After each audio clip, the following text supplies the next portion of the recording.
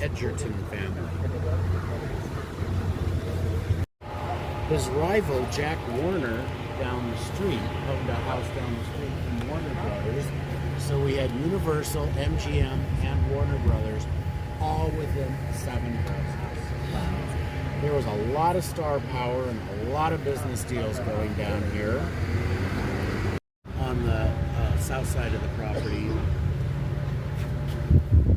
So this neighborhood was old Las Palmas, which is old money in Palm Springs. Just got a question.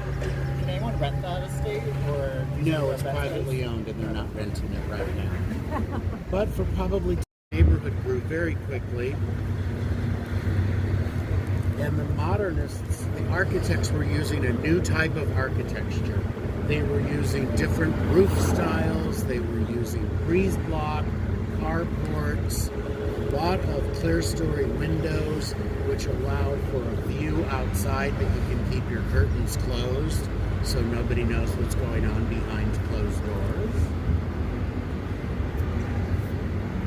The Alexander Construction Company was out of the San Fernando Valley in LA, and they came down here in 1955, and they constructed with architects Palmer and Preisel and Charles Dubois 330 houses in this neighborhood. Property values between 2 and 4 million-ish. The atrium, or the high ceilings, produce 18 feet of ceiling space in them. Some people call them Swiss misses. Some people call them a Polynesian Teton style home. We're going to see one design. So they engaged Hal Levitt, an architect designer from Beverly Hills. And he came down here and he did a much different look. He also included all terrazzo floors and a swim-up bar in the living room when you go outside. Presley Honeymoon Hideaway. Elvis's manager, Colonel Parker, rented the house so that Elvis and Priscilla could be married here. There was a local gossip columnist down the street, Rona Barrett, and she found out about this, and suddenly the paparazzi were here. So Elvis and Priscilla had to sneak out the back door, jump in a car, go to the airport, and they flew to Las Vegas to be married, and then returned here for the honeymoon. He never owned the property.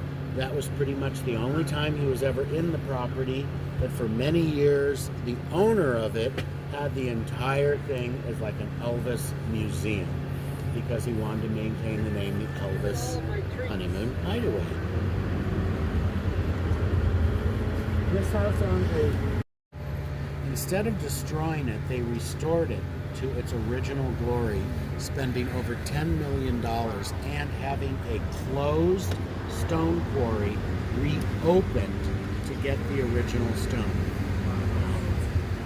Once we make our turn, is the only one listed on the National Register of Historic Places. These were built in 1960 by Richard Harrison and Donald Wexler for the Alexander Construction Company. The prefabricated core of these homes consisted of 4 exterior walls on a pre-poured concrete slab, and it took 4 hours to erect them. As I like to say, 4 hours and the word erect. Call a doctor. Call a doctor. Homeowners could choose a 2 or 3 bedroom layout, but they are all 1,300 square feet, and I'm going to ask 3 people up here, what do you, without going over, you're going to win. How much do you think they were in 1960? $65,000. 22,000. 45,000. You have all overbid. Nobody gets the showcase today. $14,000. They're all worth $1 million today. Yet we have a shoulda, coulda, woulda moment in real estate. Named Torney General Hospital. It was then refurbished again after the war into a hotel. Now it is a medical facility.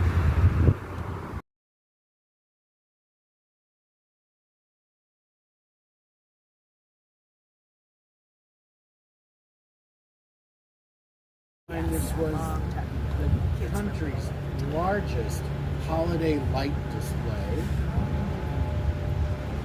Obviously, with 3,000 people every night for a month going through the property, the neighbors were rather tired of it and eventually forced him to close it down.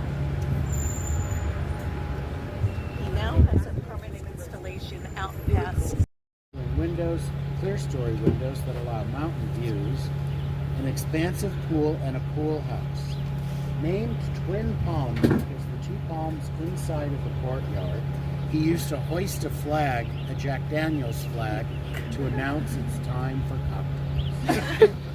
There's discrepancies between what E. Stewart Williams has said, whether or not the pool is in the shape of a piano, and this walkway here has skylights in it, and when the sun comes down, it forms what looks like maybe a piano keyboard. At one point, Williams denied that. At one point, he said he did it on purpose. So, nobody is exactly sure. And since there's not a Jack Daniels flag for you day drinkers, we're going to move on. The actual front door of Twin Palms Estates is on the next street over, Alejo. 11 houses. The Alexander Construction Company, Jack Meiselman, and Smith and Rapport completed the rest of the neighborhood. All of the streets in Sunwell end in M-O-R. So we have Sumner, Live More, Ease More, Play More, Mary Tyler More, Drink More. What? Have more.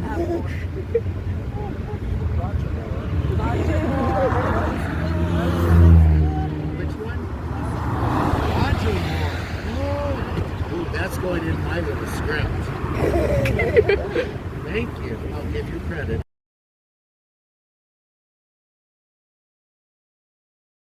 Council chambers, positive and negative.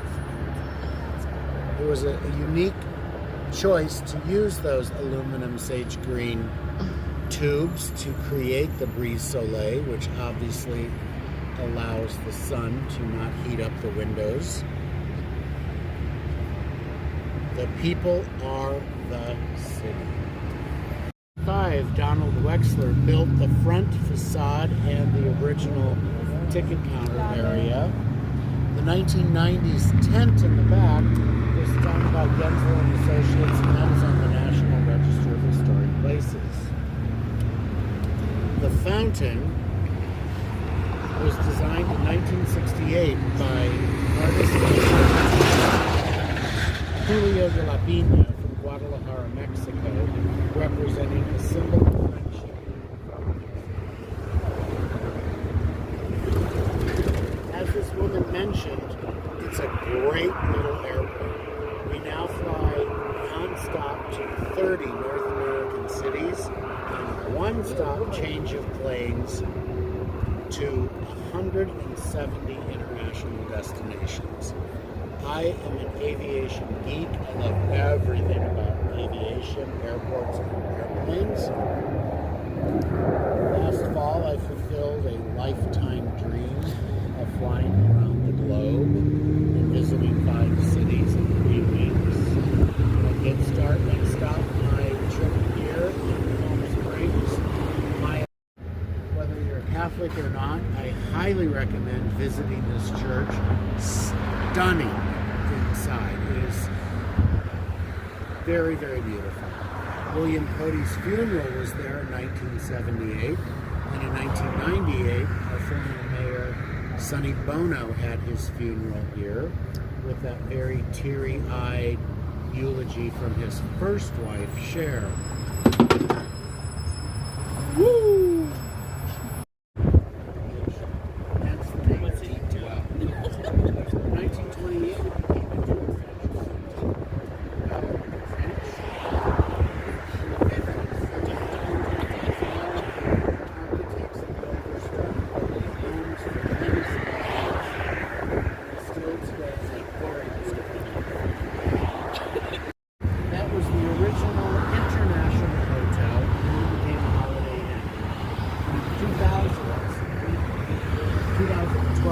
in the Saguaro Hotel with a cantilevered hyperbolic paraboloid roof.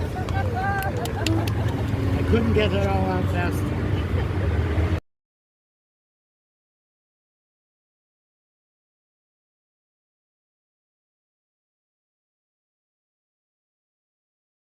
Palmer and Kreisel for the Alexander Construction Company. It was a hotel that was built specifically to bring people to Palm Springs to buy homes in the Alexander Construction Company neighborhood behind it, which we will be driving through. Very famous in the 60s because car traffic could quickly see that odd shape and pull into the parking lot for whatever it was, a hotel or a restaurant.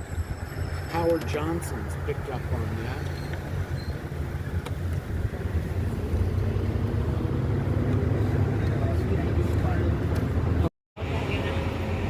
Just talk. The white stuff is spray.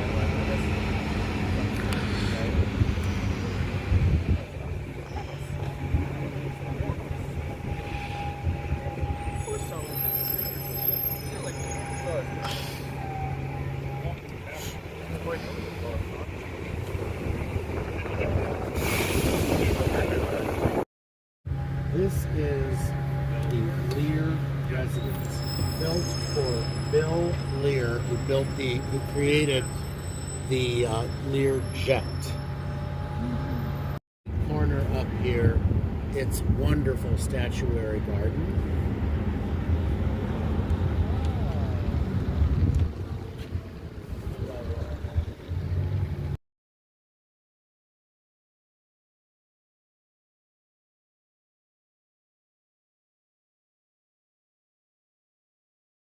Go a little further on. William Cody wanted to build something unique and different with lots of angles. It's a super, super fun place to stay. It is a Class 1 historic site. It is on the first Thursday of December, the Walk of the Inns, and several thousand people flood the streets of the historic tennis club to walk through all the boutique hotels, which are open. They try to get a couple of their rooms open so you can see them. They serve libations and snacks. It's a really fun walking event. Thomas